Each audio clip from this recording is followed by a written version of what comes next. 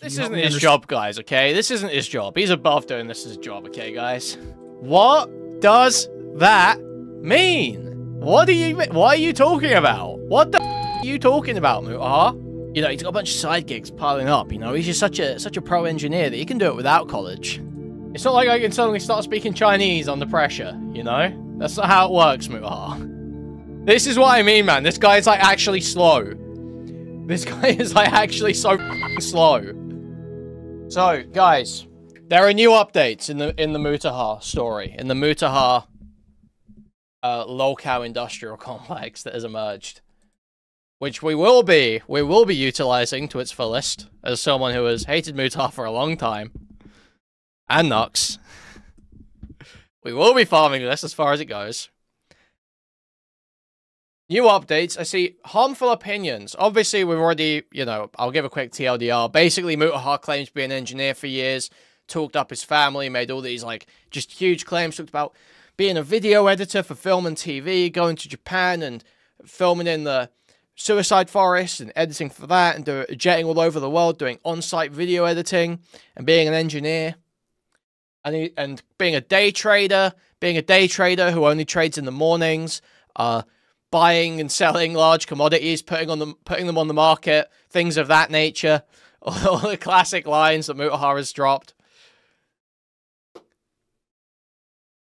And that's everyone's been going over all of that and seeing how just absurd the claims are, how, you know, unlikely the story is based on the timeline of his life. How mundane and disappointing the reality probably is. But there is a new development that caught my eye. A new development caught my eye. A new Harmful Opinions video. Again, another Harmful Opinions video. Called Mutahar's Military Claims. Now, I haven't heard anything about this, and I have got no clue what's going to be in this video. But that title is promising. That title, you know, that intrigues me. Military claims? Like stolen valor? Like Mutahar saying that he was in the army? Is that what we're talking about? Please, please. So I'm interested, alright? I am interested. Key information, I'm sure. And Harmful Opinions has also been going back and forth with the Mutahar defender. So you might take a look at that. That's the face that says, I should have picked engineering in college. Uh-huh. Mutahar knows that as an engineer himself. I was on holiday in Hanoi and in the street I saw this guy that looked such like Drew. Speak English, he screeched at a noodle vendor and got so mad he headbutted the noodle cart and it tipped over. Huge dent in the side. Thank you for the $20 generally. Huge appreciate. Thank you so much. For those of you unaware of current drama, it turns out Mutahar of Some Ordinary Gamers is a man who likes to tell stories about himself. Now that in itself isn't a problem. I personally love to share stories about what I've been up to. But he has this habit of talking about the same thing multiple times in ways that give very different impressions. Just as a quick example before we get into today's topic, one of the main ones people have picked up on is how he talks about his education. In a 2019 stream, he was asked about his academic background. Education background? Asking because a lot of CS knowledge. Yeah, well, I did computer engineering when I went to college. That's what I did. And then I switched my career to post-production film editing. So, yeah, okay, dude. A lot of CS knowledge. He's like self-soothing here, well, scratching his arm. Dude, here's what the worst thing about Mutahar is. And this is, truly, this is why I hate him. And it's so obvious to anyone with any sense. If you're not like a complete moron, NPC, normie bot, if you have a soul, if you're ensouled, you could tell this. Mutahar is, like, mentally stunted, arrested development. Very embarrassing. A very embarrassing guy. He has tics. He has maladaptive behaviors. He can't talk properly. He, like, always uses the wrong words. He switches the wrong words in all the time. Like, we'll just say sentences that don't make any sense. He's bad at explaining things. He always, like, his explanations of tech news are terrible. And it's just so obvious to anyone, the way he talks about stuff, like the boogie call-in on the Lockout Live show when he's just like virtue signaling and hand-wringing like crazy. But there's just so much that should tip you off to, if you're like a person with any sense, a person with a soul, that this guy is just like the most embarrassing fucking loser going. But people didn't see it. So many people didn't see it. And you see it here so clearly. The self-soothing immediately, talking about college. It's just totally shameful. And obviously, yeah, I'm sure everyone can see this, but he's like kind of lying here. Saying, I did engineering, that's what I did in college. It's like, well, you didn't finish that, did you? You dropped out. And then you say you switched your career to post-production.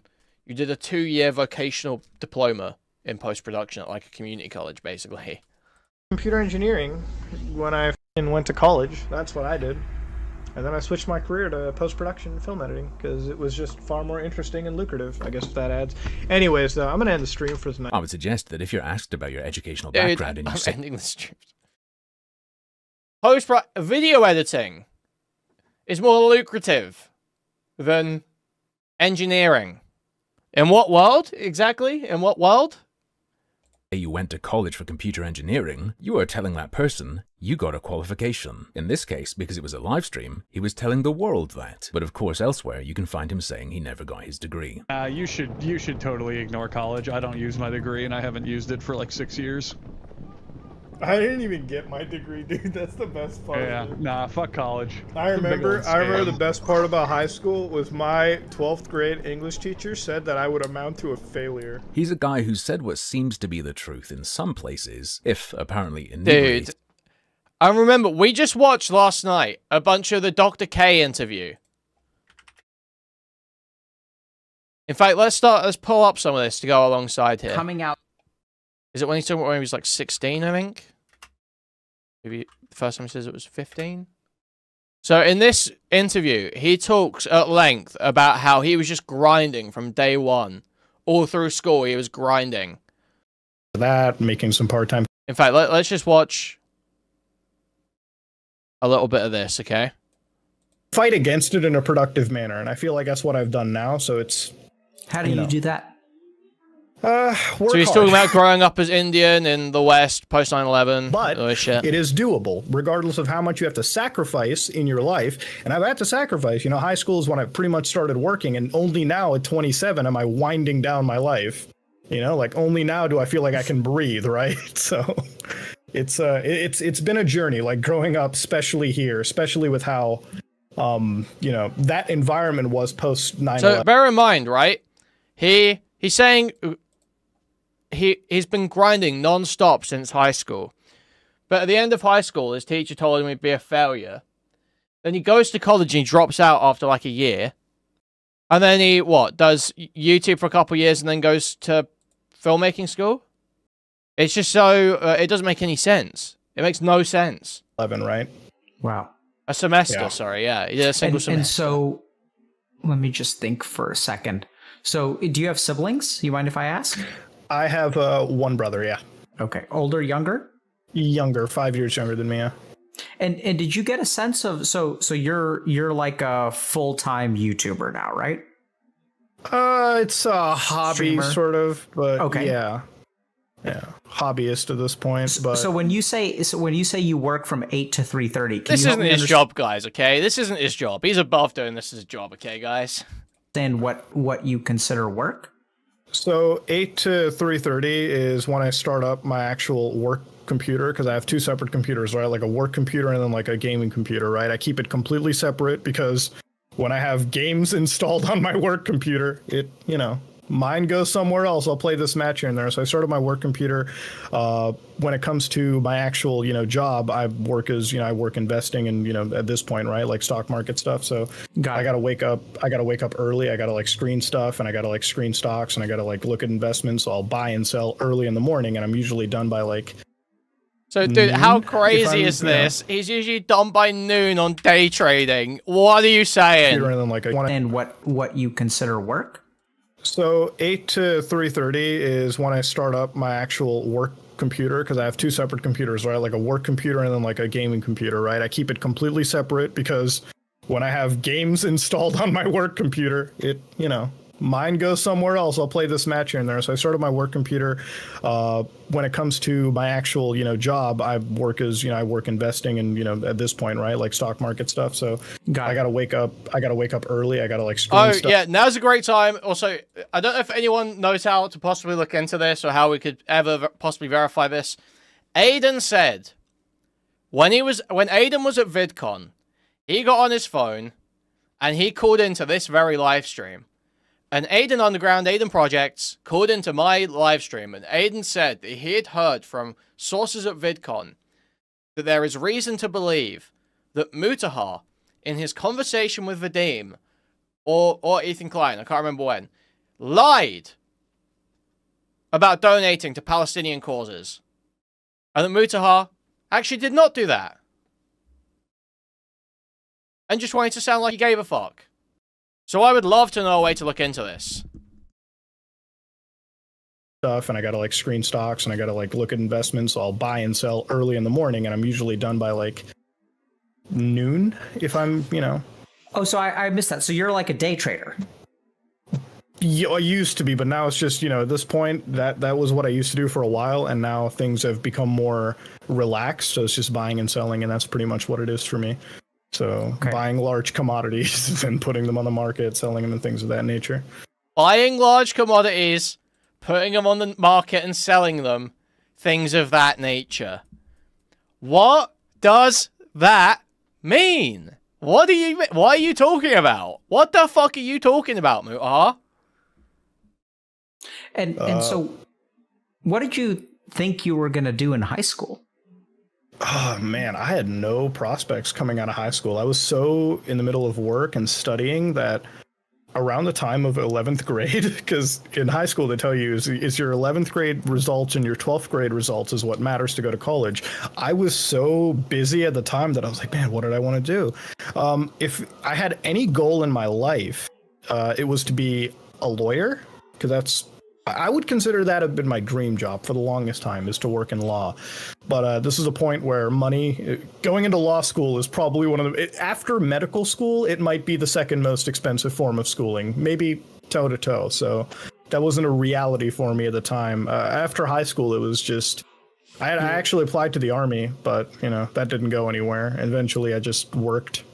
I went to university for computer sciences, and that's it. And so you said you were working in high school. What kind of work did you do in high school? Just computer work early in. That's what I was doing. Your basic part-time work, nothing, substantial. I was also a student at the time, and in fact, a lot of my work really ended up being just basic community service work, just to rack on the hours, because in Canada you have to do your minimal amount of community service to graduate, 40 hours.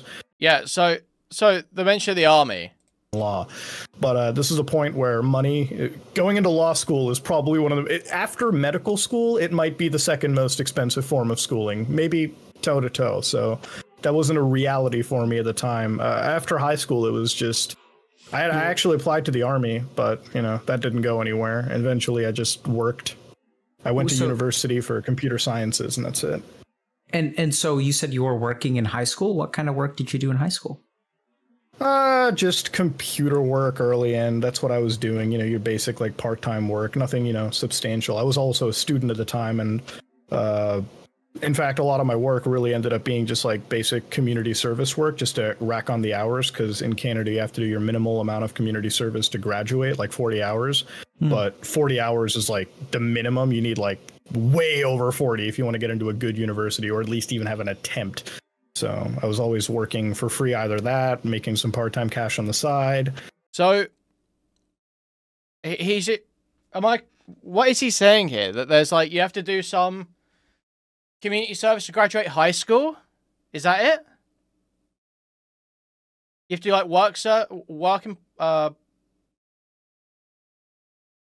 work experience or some shit? We had to in Chicago. So you basically have to do a week of work. That's it. Yeah. Is that... Okay. Wait. So he says, had to do 40 hours community service work in high school. So I did that for free. did some part-time work on the side. Is the job that he worked as an engineer, as a pen tester or whatever, is that just his high school work experience, or is that an actual job? Did he just get high school work experience through, like, a connection or something? Because he said it was while he was in high school, that job. Right? That is what he said, right? And that's pretty much, or you know, getting my studies done. Some night schooling, because we had to get more credits than I had, because I moved around a lot during high school in America and Canada. So when you move around during high school, your credits don't carry over sometimes. So I had to take some extra classes to even be able to graduate and get into university. So it was a hectic period, hectic 4 years of my life that, you know, flew That by. doesn't sound very fun. It is absolutely the most unfun thing. And you know what makes it even more unfun is when you're not good at a lot of your subjects. Like, I was never good at English. I didn't have a lot of good creative classes I was in. The only class that I was really, really good at was math. That's about it. That's my background, right? Like, math is one of those things where it's like, okay, you give me a formula, I'll be able to, you know, extrapolate based on that. But I literally could not do... I wasn't really feeling all the other subjects. I was good at it. Like, I could get good grades, but you're not feeling it, right? Like, I don't want to go to this English class. Like, sure, I'll get your 90 and I'll call it a day, but it's not fun for me. It's not engaging me.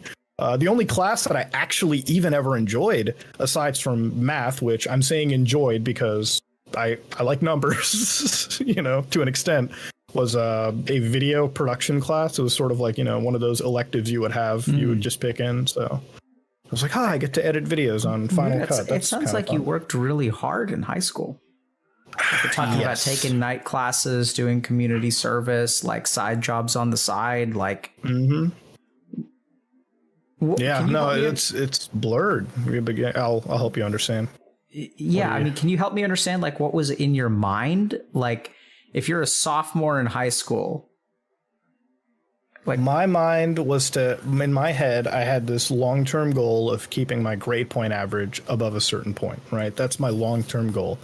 In sophomore year, super important, because in my head, I always think like this, right? Like, when they told me that 11th grade and 12th grade was the important grades where they would calculate, I'm like, there's no way you're ever going to be successful in those grades if you don't start that success from the 9th grade or the 10th grade era, right? Like, if you're just slacking off for the first 2 years, that mentality rolls in to those last 2 years. So I was always working hard and maintaining my GPAs, having my prerequisites, all of that stuff. Even when we were moving around, right, I was calculating, okay, I just lost these many credits. I got to have this much to graduate. There was a point, man, for like 11th grade, I was just focused on, can I graduate normally? Do I have to like victory lap based on how much I moved around? You know, that's what was running in my head. So, and I remember like moving around. My dad, who is in the medical field, he moves around a lot because of it. I never ever told him that, yeah, this is really piling on to me, Dad, because I didn't want to, like, you know, be a burden on it. I didn't want to tell him to, you know, screw your job over, because I'm telling you. So I just kind of rolled with it. I dealt with the punches. Such a martyr, man. I'm telling you, high school felt like I was in the longest boxing match of my life, and there was no breaks, right? Like, it was just punch. It was punch, dude. Even summer breaks, we had those 2 month breaks, and for a lot of students, for a lot of guys, it's like 2 months off. Hold on, I'm just getting a little. 2 months off. It feels like forever. For me, 2 months off felt like a weekend now, you know? It's just like, all right, school's ended. Okay, I got some homework. I got to focus on what's happening going into this next grade. I got to make sure that, you know, I even had like a money, you know, like goal too, because I was like, I got to save enough cash in order to even think of going to college or university, right? So, wow. Yeah, like, I would say growing up for me happened forcibly, you know? A lot of people get to enjoy their life, like, you know, their younger age, they get to make their mistakes. I was on like a tight rope with no safety net. Imagine having the skinniest thread going across the Niagara Falls, and you have to cross the entire thing, and there's no safety net. So that's what my life kind of felt like for a while. When did you realize? How old were you when you realized that you have no safety net? Like, no safety net as well. This is crazy. Your dad was like this insane doctor. Your dad was your fucking Doctor Strange's son.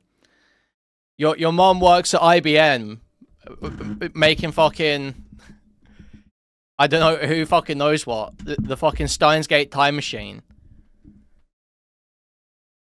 And you've got no safety net? You've got no safety net. If you fuck up, your life's over. Come on now. These can't both be true. Probably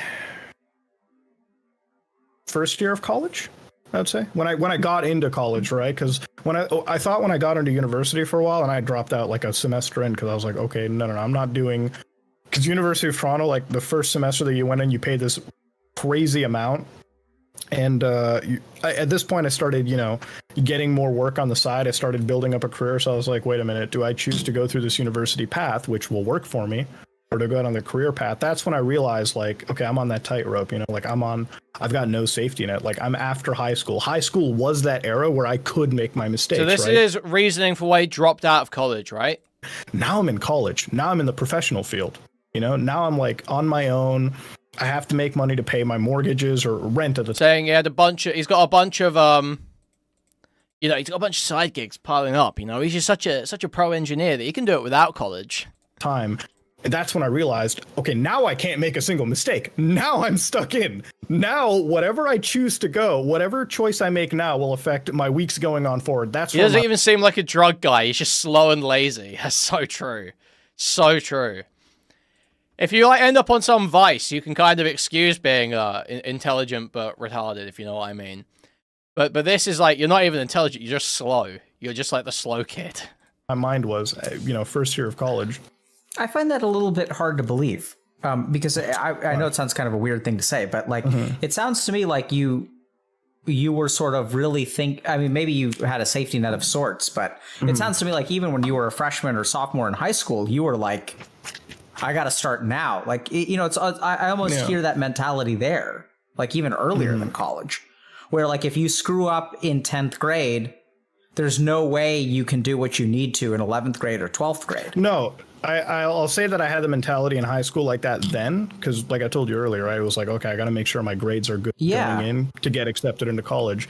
But when I got into college, right, you think like for a second that you can breathe for a bit now that you're in college, you've gotten into the university you've wanted to, you're into the program, and it's still hard, right? Like it's not high school, advanced anymore. It's still, it's you're professional at that point. And I think the reality of when I turned 18 and I became a full adult and I didn't have my parents to depend on anymore, I had to, like, it felt like every choice decision that I was making was completely on me. And like college, that 18 to like 25 was that moment where like every decision I make will affect how my life is forward. I feel like that's where I realized, like, okay, high school, maybe I could have made a mess up or two, right? Maybe, but not in my college or professional life. You sound very, like the future was sort of like bearing down on you, like every single day. Like that's sort of what I'm feeling. It's like there's sort of this. I still feel like that, man. I mean, even though like I'm 27 now and I think I've got my life together, I still think about what life is going to be like at 40 for me, right? And it's interesting because my dad one day sat me down, this is before the pandemic. He's like, because I told him this exact same conversation that we're having right now. It's deja vu for me. I told him about like, I got to prep for my life at 40. And my dad one time, he told me, he's like, do you even know if you're going to be alive at 40? Like my dad had this conversation. And it was a weird conversation. I was like, Dad, why would you think that, right? Like, and my dad's like, no, it's a legit question. Like, are you going to be, alive at 40? Like, how do you know that? How do you know? Why are you choosing to like live? Okay, anyway, I feel like we've got to know a lot of this. The point is, he claims he was like super grinding through high school, but that seems a bit strange. We might come back to that. Enough, but is happy to paint a different. Nah, fuck college. I remember the best part about high school was my 12th grade English teacher said that I would amount to a failure. He's a guy who said what seems to be the truth in some places, if apparently inebriated enough, but is happy to paint a different picture when he's more on the ball. Oh, but technically he did go to college for it. For one semester. Alright. Try pulling that with the people in your life and enjoy your reputation as a weird lying freak. And another area of his life he seems to have done this in, but I haven't seen anyone picking up on, is his past interest in the military. In 2023, Mutahar was asked about his ability to speak French, and he said this. I can speak it, like if you put a gun to my fucking head. Right. I can speak it if you put a gun to my head. Either you can speak a language or you can't. It's not like I can suddenly start speaking Chinese under pressure, you know? That's not how it works, Mutahar. No, I know enough, like, I could get by speaking French, because there was a period of my life where I was joining the Royal Air Force here, like the Canadian Air Force here, and if you join a government, like, military position, you have to know both languages, kind of, so... Turns out that Mutahar, the engineer and globe-trotting film producer, was also joining the Royal Air Force. Military was like, this was like way back in the day, like, this was like before high school. And what? He does clarify. This never happened. Fair enough. I'll believe him on that. But like the only reason I looked at the Air Force is like also joining the Royal Air Force. Military was like this was like way back in the day, like this was like before high school. And what? He does clarify. This never happened. Fair enough. I'll believe him on that. But like the only reason I looked at the Air Force is like I couldn't afford university, and I wasn't going to go through a loan, so I was like... Oh, when he said he was joining the Royal Air Force, he meant he was fantasizing about doing that as a way to pay for a degree. Because at the time, before high school, he couldn't afford university, and didn't want to take a loan. But didn't happen, never... What? What? You're a 14-year-old thinking, oh, I want to go to university, but I can't afford a loan. I can't afford it. I don't want to take a loan. Wait, why would you just take a loan? If you want to go to university, you should take a loan. No? Am I crazy? Is this just a Britoid mindset? If you want to go to university, you just take the loan.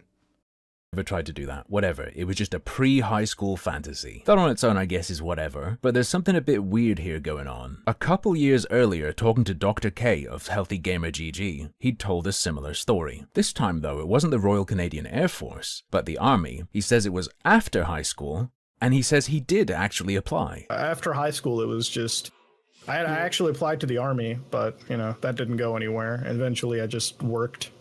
I went to university for computer sciences, and that's it. To be clear, in this interview, he does clarify that he was a dropout. When I thought when I got into university for a while, and I dropped out like a semester in, because I was like, okay, no, I'm not doing... Because University of Toronto, like, the first semester that you went in, you paid this crazy amount.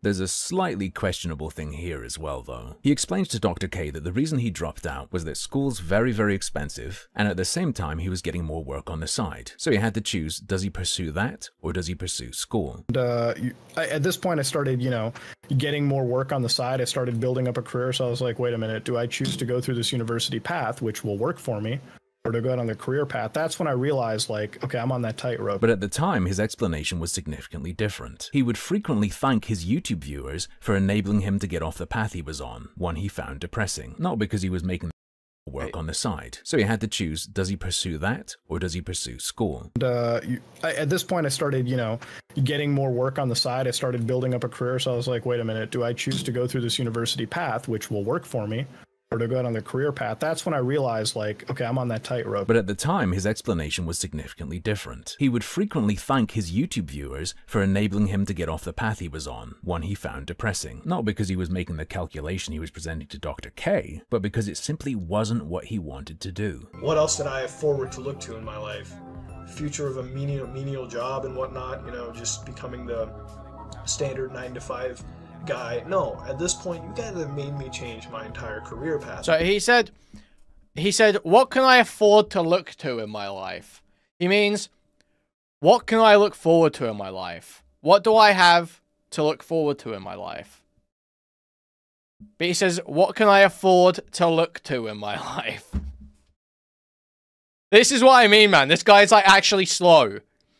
This guy is, like, actually so fucking slow. I am on my way to become what I want to be, a documentary filmmaker, alright? I'm on my way to become one of those, alright? And he didn't simply leave education to pursue a career. He wasn't simply dropping education for work. He still needed a different education. He went to film school instead, which was his passion. I don't know, I think if I was talking to someone about this, I would have brought that up. A minor point, sure, but why did none of his stories ever stay the same? On that topic, Dr. K asked him what work he was doing in high school. And so you said you were working in high school? What kind of work did you do in high school? Just computer work early in. That's what I was doing, you know, your basic, like, part-time work, nothing, you know, substantial. I was also a student at the time, and, in fact, a lot of my work really ended up being just like basic community service work, just to rack on the hours. That all sounds fine, doesn't it? But he's told that story before. I was basically finishing up my, high school diploma and everything. And at the time, I worked a little computer programming job. I worked as a pen tester, you know what I mean? Like, I got into the whole thing early. I had a couple connections. It's a pretty important. I was also a student at the time, and was doing in high school. So I really analyze these claims. Dr. K asked him what work he was doing in high school. And so you said you were working in high school. What kind of work did you do in high school? Just computer work early in. That's what I was doing. Your basic like part-time work. Nothing, substantial. I was also a student at the time, and in fact, a lot of my work really ended up being just like basic community service work, just to rack on the hours. That all sounds fine, doesn't it? But he's told that story before. I was basically finishing up my, high school diploma and everything.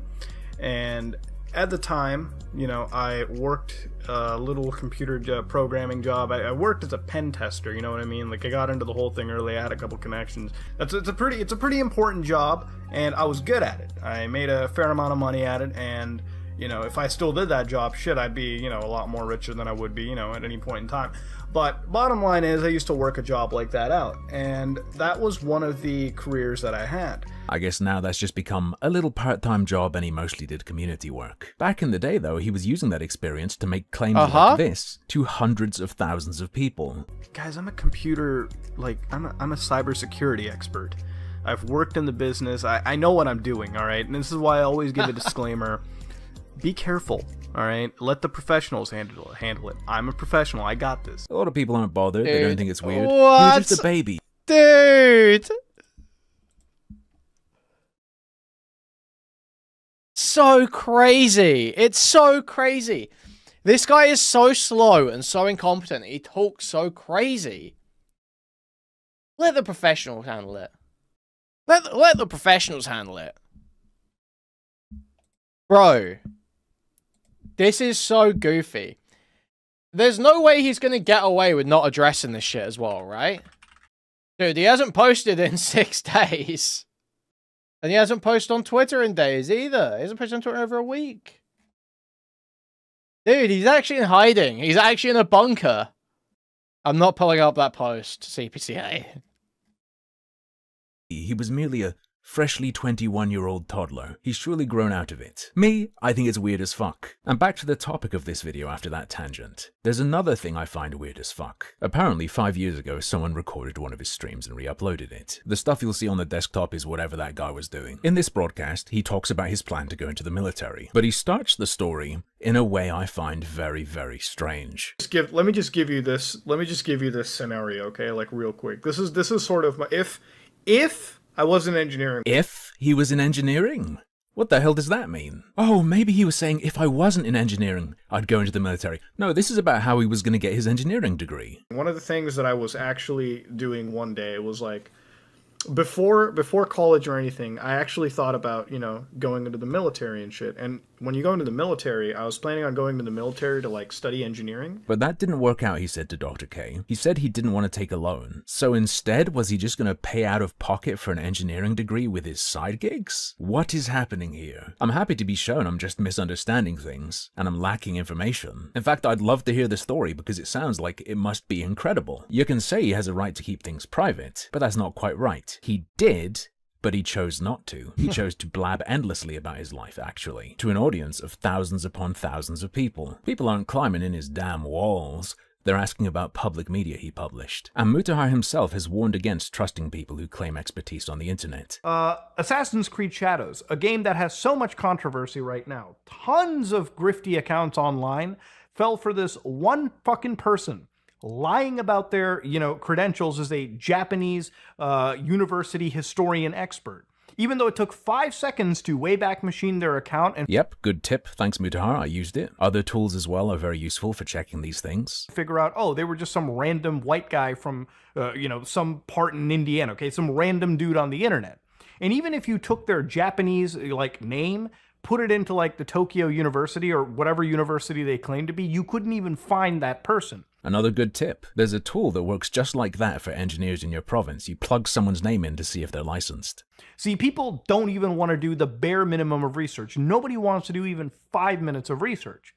but they'll believe anything an account says. So fucking true. Thank you, Muta. By the way, I've seen some people say he never claimed to be working as an engineer. Personally, I get a different impression from statements like this from 2023. As an engineer, if I show up to my office Yeah. and I fuck up, It's so clear. okay, I don't have a job anymore.